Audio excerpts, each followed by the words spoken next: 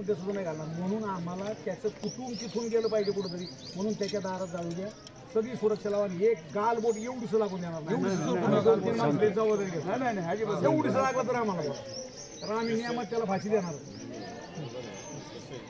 माझं फक्त तुम्हाला सांगायचं की आपले पुरावे इंटॅक्ट राहिले पाहिजे. कुठेही धक्का लागणार नाही. एवढं माझं तुम्ही सगळे मीडियावाले आपल्याकडे सगळे घेतील ते त्याचा कुठेही त्याच्यासाठी हे करावं लागणार. माझी विनंती करा घराच्या बाजूने शांततेत आपण गालबोट लागू देत नाही आणि आपण अजून हाल करू नये. आपल्या त्याला पण त्याच्या ही मिळाली पाहिजे ना, मुक्ती मिळाली पाहिजे.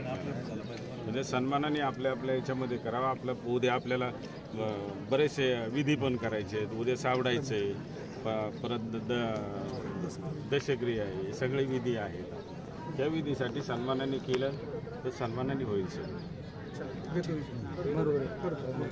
कारण हा योग्य त्यांचा चालू नाही असं. ही घटना अशा स्वरूपाची आहे की शुभम मांडगे आणि सागर गावाने याच्यामध्ये अनैसर्गिक अशा पद्धतीचे अनैतिक संबंध होते आणि हे संबंध माऊलीला या ठिकाणी माहीत झालेले होते. आणि मग आपली बदनामी कुठेतरी होईल, माऊली या गोष्टीची कुठेतरी वाच्यता करेल या भीतीपोटी आरोपींनी अत्यंत निर्घुण अशा पद्धतीची माऊलीची या ठिकाणी गोड बोलून हत्या केलेली आहे.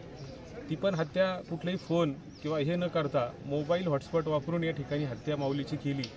आणि आरोपींनी अत्यंत विकृतपणाचा कळस या ठिकाणी गाठलेला आहे. म्हणून मी या निमित्तानं आपल्या माध्यमातून महाराष्ट्र राज्याचे संवेदनशील मुख्यमंत्री आणि गृहमंत्री आदरणीय देवेंद्रजी फडणवीस साहेब यांना विनंती करतो की आरोपींना कठोरात कठोर अशा पद्धतीची फाशीची शिक्षा व्हावी.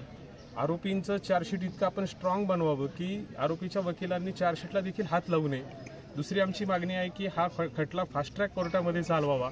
आणि तिसरी आपल्याकडं आमची सर्वात मोठी मागणी आहे की आमच्या कुटुंबाचा आपण या ठिकाणी विचार करावा. एका गरीब कुटुंबाची व्यथा आपण जाणावी आणि यामध्ये सरकारी वकील म्हणून आदरणीय उज्ज्वल निकम साहेब यांची या ठिकाणी नेमणूक करावी आणि आरोपींना आपण फाशीची शिक्षा देण्यात यावी अशी आम्हा सगळ्या नातेवाईकांची, परिसराची, ग्रामस्थांची या ठिकाणी मागणी आहे. कारण आरोपी अत्यंत शिताफीने हा केलेला खून आहे. आरोपी जर उद्या जामिनावरती बाहेर आले तर भविष्यात ते काय करू शकतात हे या घटनेचं गांभीर्य लक्षात आल्याच्या नंतर आपल्याला समजेल. याची आदरणीय मुख्यमंत्री आणि गृहमंत्री महोदयांनी या ठिकाणी. आता तुमची काय भूमिका आहे नेमकी? आता आमची भूमिका अशी आहे की सर्व ग्रामस्थांनी, नातेवाईकांचं या ठिकाणी ठरलेलं आहे की माऊलीच्या अंत्यदेहाची या ठिकाणी अंतिम संस्कार हे मुख्य आरोपी सागर गावाने याच्या दारामध्ये आम्ही या ठिकाणी अंत्यसंस्कार करणार आहोत.